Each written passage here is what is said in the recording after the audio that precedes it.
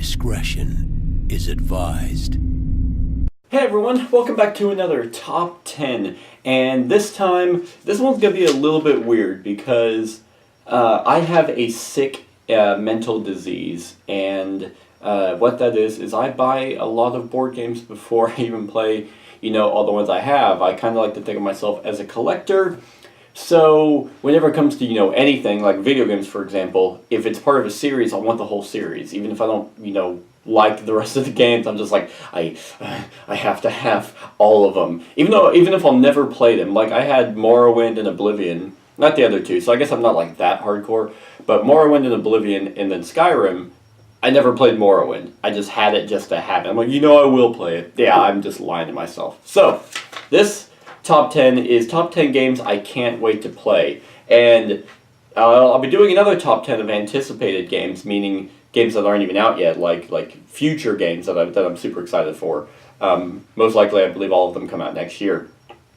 And so, not to be misconstrued with that one, these are games that I actually own, but are still in the shrink. And I believe, and luckily there's actually glare. The one time the glare has helped me, so you guys can't see. I have all the games here, and only one of them is unwrapped, and that is because I was gonna play it and do a run through for it, but the guy I was gonna do it with never showed. So anyway, top 10 games I can't wait to play, and funny enough, this one I'll get to it in a sec. This one actually, one of them I ended up playing after I made this list, so I've had to change it. So let's go ahead and get started. We're going to actually start with an honorable mention because the lists that I made at the same time were probably the hardest I've ever had to do. This one was very difficult because I bought them all, so of course I want to play them all. It's just that, as games come out, and then they're very popular, I want to try and get those games and play those games and record those games and edit those games and upload those games before I get to these, because these are all older, but still games I want in my collection. Anyway, I'm stalling long enough. The honorable mention for this list is actually Guilds of London. Can you see that? Yeah, you can see that. We'll do this. Guilds of London. Now, I gotta admit, I don't really remember what this game is about. All I know is that it is tile laying, and it's kind of like, it's not Seven Wonders, but there's cards and a bunch of icons that remind me of Seven Wonders, because you have all the icons. They're like, well, what's this icon do? So basically, you are trying to get the favor of all these different guilds in London, and they all have all the tiles are unique and special. And the player with the most okay, so it is a point driven game. But I've also heard that this game can be very tactical. Strategic, there we go, that's easier to say. That it's very strategic, and that sometimes it can be like a huge, take that whenever you're playing with certain friends, because you end up screwing each other over, depending on where you want to go, and there's certain, rules depending on how you can place your people and when you should place your people. So, I bought this game. It's from TMG, and I touched on the top. It's from TMG, and to my knowledge, I'm not that good with designers and publishers yet. I know there's designers and stuff that I recognize. I can never recall where they're from, but I know TMG did another game called Eminent Domain, and I did not like that one. But that's deck building. This is different, so maybe I'll just like this. Now the glare is sucking ass. But that's the honorable mention, Guilds of London. Now we're actually to the top 10. So technically it's kind of like a top 11, but I don't know. I feel like honorable mentions should be mentioned because they're honorable. Anyway, number 10 is City of Horror. Now, I'm not a huge fan of zombies.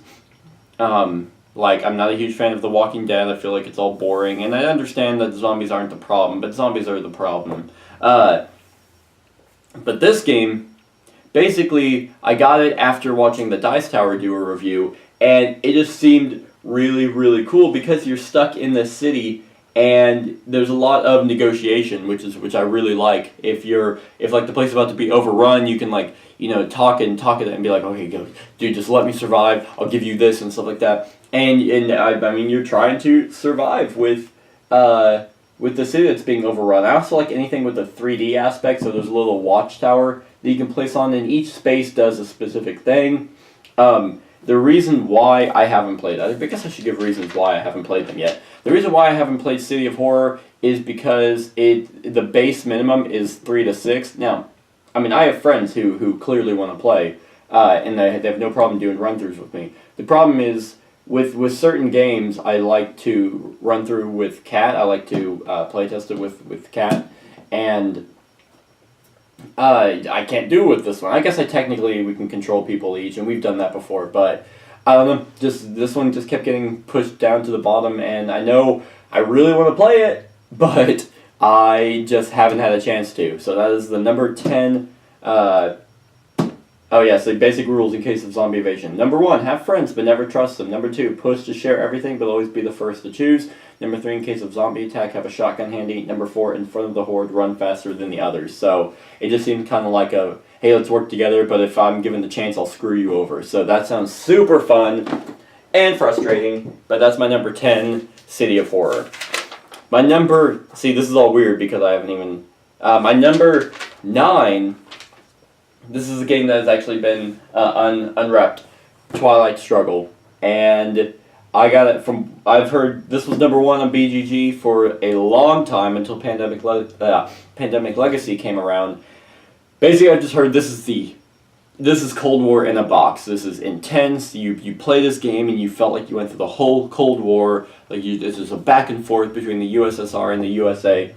And I did set this up. Never read the rules for it, but I set it up and I was going to until the person I was playing with was like, "Hey, I can't do it," so it just never got played.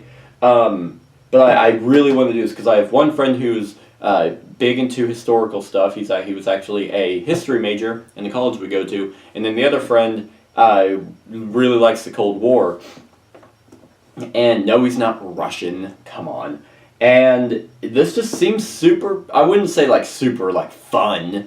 Like, oh my god, that sounds like a blast. But it could be. Like, it's a strategy game, and I mean, if you look at the back of the box, like, it just looks boring as hell. But there's a reason why it's been number 1 on BGG for so long. Like, you feel like it's the Cold War. You feel like you're doing this mind game, trying to psych each other out throughout this entire game. And, I mean, it has to be good. Like, I mean, I could hate it. Like, it could suck, but I do have the deluxe edition, so that's nice. But it will get played. All these games will get played at some point. But, obviously, because I already played one of them, and I had a blast. So that's my number 9. Twilight Struggle. Number 8, and actually, funny enough, some of these I got from watching Rado, so thank you, Rado. My number 8 is Simmerg, or Simmerge, or Simmer, or, yeah, there's dust on these. God, what is wrong with me? Hold on. I am just so disappointed in myself. Yeah, there's like a lot of dust on these. More dust than, like, I don't even know how this happened, because this was at the, I have shelves for these, and, like, this was on the bottom shelf, so I don't even know. Anyway, that's just embarrassing. Anyway. Yeah, wow. Seamerge. Now, I got this game because, 1, it is a Euro game, which I've been trying to delve a little bit more into, because I have friends who like Euro games, like sometimes they hate Ameritrash games, and I feel like if I'm going to keep doing this series, this channel, then I might as well, branch out and not just be only Ameritrash. And this one's, you ride, not dragons, but you ride these amazing beasts, and it looked super pretty. It's worker placement and resource management. I actually like those. Like, I love Orleans. Like, that's one of my favorite games. It probably make top 10 when I redo that. But your powerful, noble families players will breed, I guess they are dragons, to make use of their special, and so there's special abilities you can get. If you get certain dragons, they have special abilities, and you can go on, these quests to do certain things, and you start out with a unique dragon tile, so everyone's different, which I really like. That's one of the things I don't like about deck building, is everyone starts out the same, and then over the game, they're different, but I don't know. I like having everyone start with something different. That's why Cry Havoc was so amazing. It's like everything's different. And, I mean, this is just one Euro game I felt like I can get behind. The miniatures miniatures. Like they do have dragon stands and stuff like that, and I don't know, like it's hard to talk about these games because I bought them for a reason, but then it's like I can't really talk a whole lot about the game because I haven't played the game.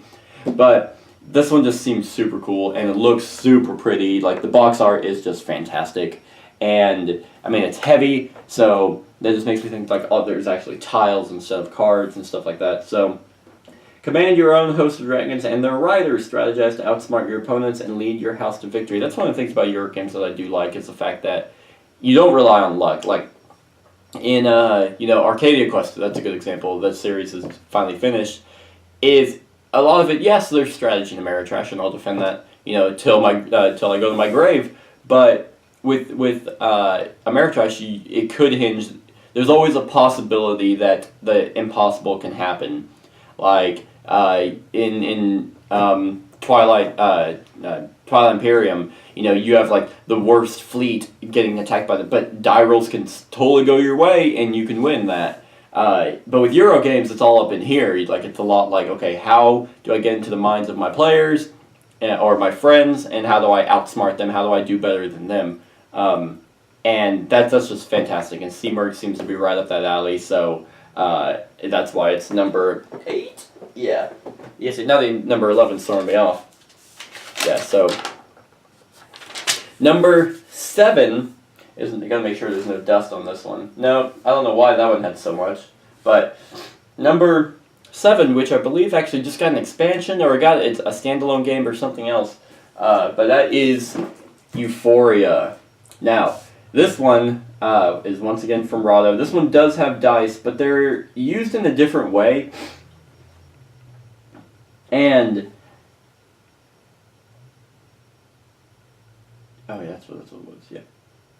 And what they're basically your workers. So what you roll, I believe, is what you can do, and you're basically this one.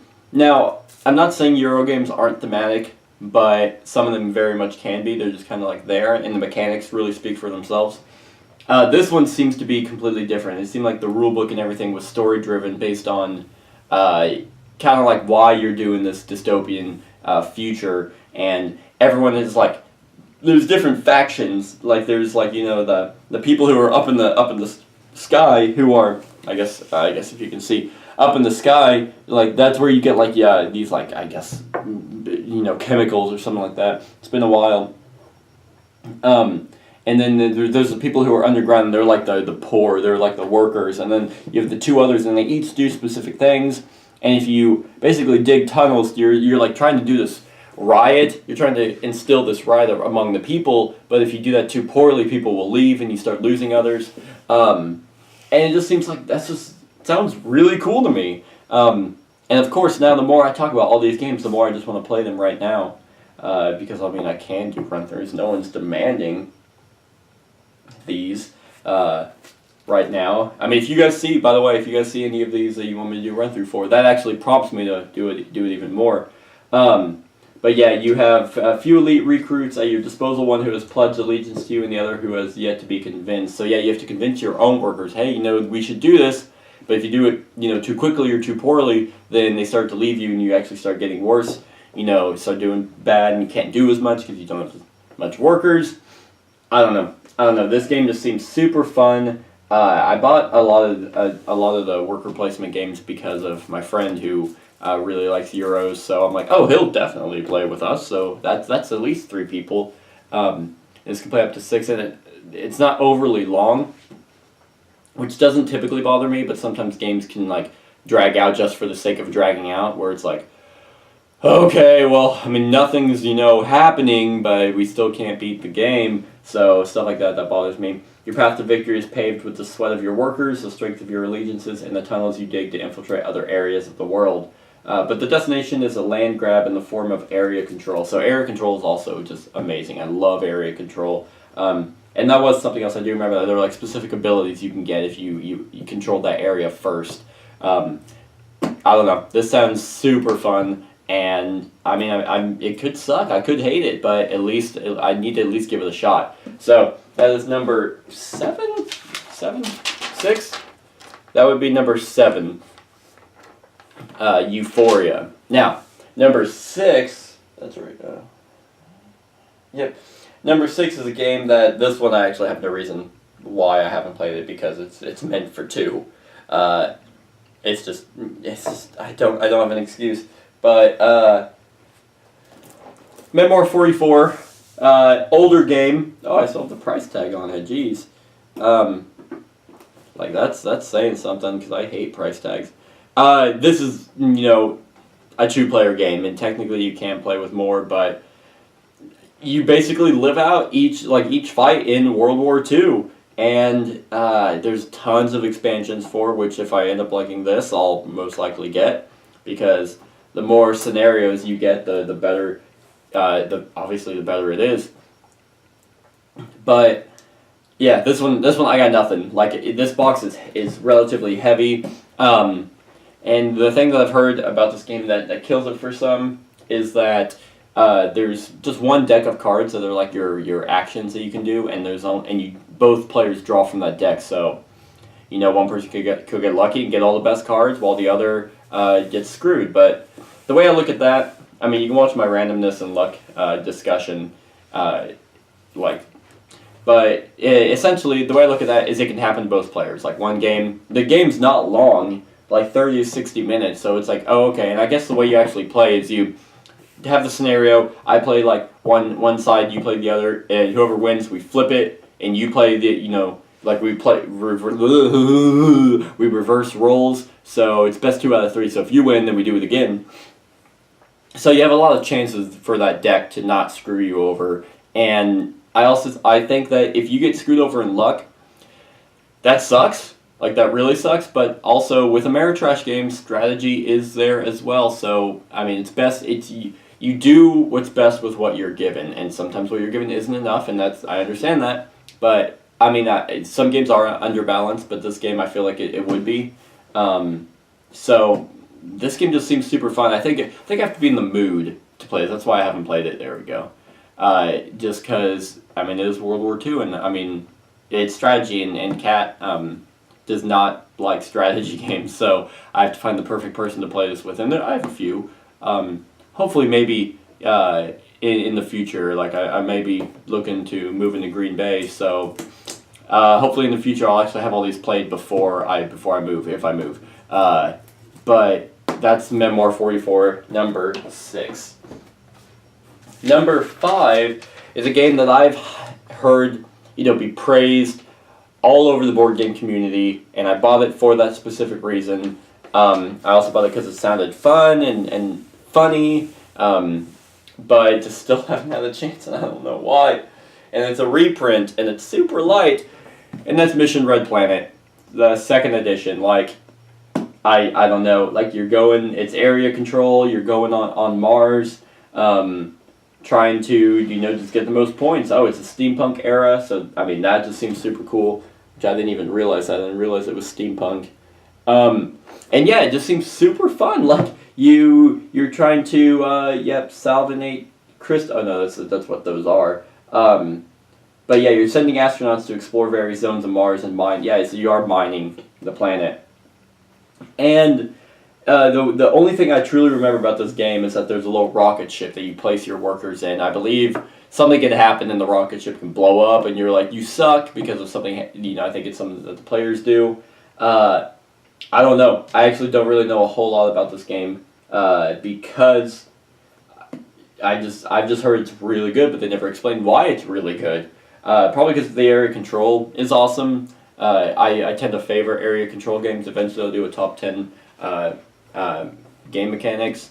But this one, like, it's weird. I put it at my number 5 above all the other ones, but that's just because I've heard it's really good. And like, I kind of want to open this up just to look at the stuff, but then that would ruin the unboxing, so I'm not going to do that. But basically, I held this a higher regard because of who praised this game, and I mean, it could be fun. Like, what I should do is I should do another top 10 after I play all these games and be like, okay, here's what I really think of the games that were anticipated. That would be fun. That actually, I may do that. The art looks super. It looks like an area control game that isn't like super. Now I wouldn't say strategic, but super stressful, like Blood Rage or Chaos in the Old World. Those are all super stressful, area control games. But this one, I mean, it may not be. It may be. I don't know. I haven't played it. So you're just trying to fight over Mars, and it just seems super whimsical and super fun. So that is why it's at number 5, and it's super light. Like, I'm okay. There's stuff in it. Like, just checking. So number 4. Yeah. Number 4 is a game that this one I definitely have to be in the mood for, because this is a very weird theme. It's not a weird theme. For me it is. Like, I definitely don't like, this is going to sound awful, but I definitely don't like the theme in real life. But in board game, it looks super fun and funny. And so that is Formula D. Or Day. Like, it's a D. Like, everyone pronounces it Formula Day. Maybe, I think that's the original. I think it was originally called Formula Day. Or maybe that's I think that's the, like the race. Like, that these cars drive on. It's called Formula Day. I don't know. But that's a D, so it's Formula D. But yeah, so this game is about racing. And you get all these different boards and all these different tracks and stuff like that you race on, and you have to actually gear shift and change, and that determines your roll to move. And then there's drifting around each other, and you're just trying to finish the race before everyone. And so how you drive is going to be realistic dashboard allows you to always keep your eyes on your car, and the gear that's something else. Well, the back is actually really informative, but it. You just have to figure out how to drive your car, and if you suck and you try to, there's a lot of press your luck where it's like, okay, I really know I should shift down to roll this die, because that's gonna be my safest bet coming around this sharp turn. But I don't. I'm really behind, or I really want to take the lead, so I'm not gonna do that, and it can screw you over, or it can work out. You can be like, haha. Drifting around each other would be super fun. And the components look amazing. It's saying here 20 carefully modeled painted Formula 1 cars and road racing circuits. I don't know if that's total or if that's all what's in this box. This is a thick box. Like, this is like the standard FFG, box. Boxes, but it's not FFG. It is Asmodee. Well, Asmodee bought everyone, so everything's Asmodee now. But yeah, there's actually like a D30 in here. If you're, I don't know why, but if you go all the way to your final gear, then you roll that, and that's how many spaces you move, and you can totally wreck. This just sounds super fun, and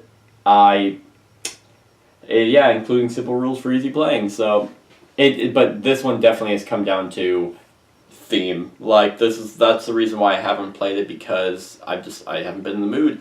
But I know I'll probably like it if I just crack it open. And so that is number 4 for Formula D. I'm gonna get so much crap for that. Number 3, and this one I'm actually including the expansions I have with it, because I bought the game and bought the expansions.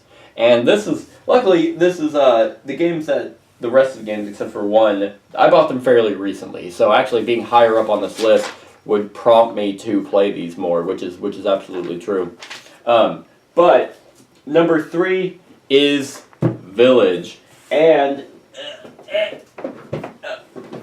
Village Inn and Village Port.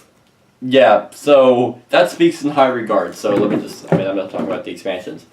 Number 3 is The Village, and this is a Euro game, worker placement, and it just sounds super awesome. The premise of this game sounds amazing. The fact that you actually have a family, and they start having kids in different generations, and over time your later generations, or not later, your earlier generations will die, and depending on how they die, you score points from that. But if they die in a ridiculous way, or in just not memorable, they just get put in like a graveyard instead of like the book of like, hey, let's remember this guy. And I've watched Rado do a run through. I've watched it twice. The first time was at the time where I was like, oh, it's Euro, that's stupid. And then I grew up And then I watched it again, and I watched his final thoughts, and it was super depressing. Like, for a board game to make you feel something is not impossible, but it's hard. Like, games can make you laugh, or kind of, if you definitely get in the mindset, you can be like, oh my god, you can get depressed. I've played D&D where I'm just like, I was so sad on things I've done, or freaking out on things I've done. And board games do that too, but it's more difficult, especially when you're playing with a group of friends. So I was really watching his final thoughts, and he was talking about how one of his guys, his older generation, spent all of his time at the inn just being a drunkard, and but he was making friends, but he was a drunkard, and eventually he came back home and like rectified everything with his family, and like died on the farm to help them out. And that's what this game, I 100% believe, will do every single time. Sometimes you will build these relationships with these little meeples, and just being like, oh, well, that guy was a loser. He didn't even do anything this whole, like I'm glad he's dead. Or it's like, oh man, I really don't, this guy's been so helpful. Like Tommy, don't name him, because if you name him, I guarantee you're gonna get more tied into these meeples, instead of just being like, oh, that's the white meeple. And I remember Rother saying that his wife can't really play this game because they get too upset about it. And so I bought this game because that sounded amazing. I bought the inn because that's what he played with, and the inn just seems, it's a small expansion. The box seems big, but it's a small expansion, and it just adds a new place to the board. And then, just because I bought that expansion, I had to buy this expansion because I'm sick and mentally ill. And this one actually sounded super, super cool, because it's like, you have the option of boarding your own ship and traveling the seas, so you can send, generations off. They're not just workers, or your family off, and this game just sounds super, super awesome. And it's older, so that's probably why I also haven't played it, because there's 2 games I'm trying to get, done. I'm trying to record, and it's Scythe, which I don't even own. I'm just trying to get the damn game. And no, Scythe, that was pretty much it. I'm just trying to get Scythe. So if you have a copy of Scythe, by the way, if you want me to do a run through, mail it to me, and then I'll ship it back to you. So I've had people do that. I did that with Orleans. Guy, got it and sent it to me. If you want to do that. But anyway, that's not what this top 10's about. Village. Sounds super awesome, and I honestly can't wait to play it. I'll definitely be playing it soon with the expansions. Alright. Number 2. Number 2. Now, originally, number 2 was Galaxy Trucker, but I finally played it this weekend. It is up here, right there. Oh, it's just under your thing. But it's just Galaxy Trucker. I loved it. So obviously that can't be in this, because I ended up playing it. I loved it so much, I want to get the expansions, because God, that game was so fun and funny, and worked well with 2. I can only imagine what it'd be like with 4. Anyway, so now, number 2, basically once that got removed, I just moved everything down. So number 2 now is Islebound. Islebound is by the same designer who did Above and Below and Near and Far, Ryan Lockett. My copy of Above and Below, which I want to do a run through for, is actually signed by Ryan Lockett. And I love that game. Above and Below is, I played that game with a friend. He came down from Omaha, and then we played it again. And then we played it again. Not a lot of games I have do that. We'll play it again eventually, but we never play it again that same night. So Islebound, of course, I had to get. It's a pirate game that the mechanics work the same way. You have your people, and they get exhausted if you do certain things. You're rolling dice. You're going out exploring. This one you're just conquering, or you can ally with people and get points. Money for that, and then you can get better ships and you fight. I don't know a whole lot about this game, but because it's by Ryan Lockett, I was like, I absolutely have to get it, because I love Above and Below. This one I could hate it, but I've heard good things about it from everyone. So yeah, you rally your crew and set sail in a world filled with bustling towns, sea monsters, pirates, and gold. Compete to build the best seafaring nation with up to 3 friends. So with collecting treasure, you're pirates, and you just go around and you can conquer, or you're not necessarily pirates. You can play that way, But the art is just fantastic. Like he does his own art, which is amazing. And this one I will be playing soon, like without a doubt, because one, I believe it came out in 2016, so I'll need to play actually a lot of these games for so I can do my top 10 of 2016 video. So Islebound will definitely be getting played, and I cannot wait. So that is my number 2. And finally, my number 1 game that I really just need to play because I've just heard so many good things about it, and it has a mechanism that I really enjoy, and that is Level 7 Omega Protocol. So, yeah, this game sounds amazing. Like, it sounds like the Alien movies in a box. And this is a one verse many, which I absolutely love. I love one verse many. It's so cool. With the fact, Mansions vs. Madness. What the heck? Mansions of Madness. That's right. Yeah, Mansions of Madness. Wow. I did one verse many, that's why I said that. But not the second edition. Second edition takes that away. But the first edition was one of my favorites. Letters from Whitechapel is fantastic. There's, Descent sucks huge ass, but they have an app for it. Nope, I can't. I really did not like Descent. It was so unbalanced. And I always played the Overlord, and I hated it, even though it was in my favor. Maybe with the app, I'll get it again and try it. I don't know. That game has just screwed me. Anyway, Letters from Whitechapel, Fury of Dracula. I know there's more. I know there's Spectre Ops, which I haven't gotten. And then there's this one, but this one seems way more mature, and it's just like whenever you're the survivors or the soldiers going through these corridors and going through these space stations, and it's like, okay, we're gonna go in here. Nope. So it's just like they never know what's coming at them, and then I'm just like, oh my god, like it's my number 1. I will probably be playing this soon. If not my next run through, I record, it'll be coming very, very soon because I really want to play this. Obviously, it's my number 1. I want to play all of these, just some more than others. Like, their greatest weapon is fear. Yours is an assault rifle.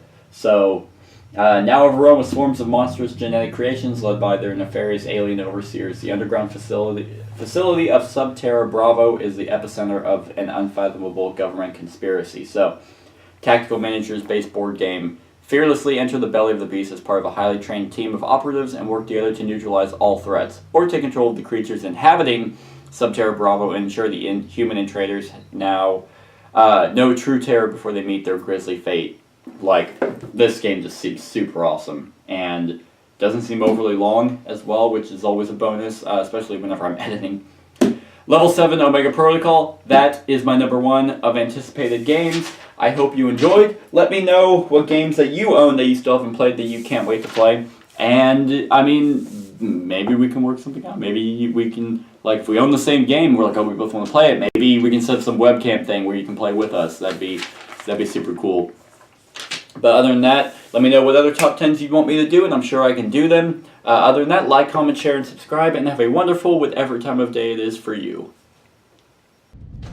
Hey everyone, thank you for watching, and I hope that you enjoyed the video. If you want to help out the channel, I have my Patreon link right there. If you want to make some suggestions on board games you'd like to see us run through, I have my board game geek list right there.